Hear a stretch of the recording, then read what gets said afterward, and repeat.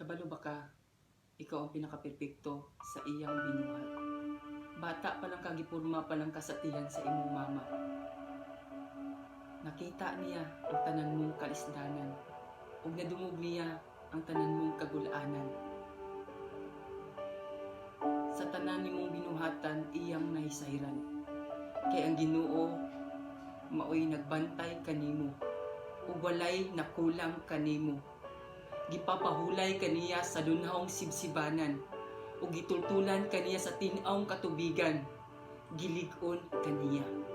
Gilig-on kaniya.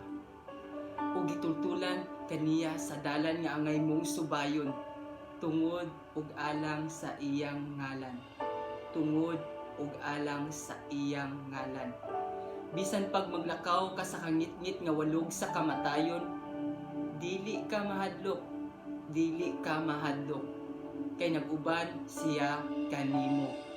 Gipanalipdan kaniya pinaagi sa iyang sungkod ug bunal. Gipanalipdan kaniya pinaagi sa iyang sungkod ug bunal. Giandaman kaniya pagkaon at tubangan sa imong mga kaaway. Gidihugan kaniya lana sa imong ulo ug gipaawas ang iyang kupa. Ang iyang kaayo ug iyang gugma mag-uban sa tibuok mong kinabuhi. Ug magpuyo ka sa balay sa Ginoo hangtod sa kahangturan. Ug magpuyo ka sa balay sa Ginoo hangtod sa kahangturan. Hangtod sa kahangturan.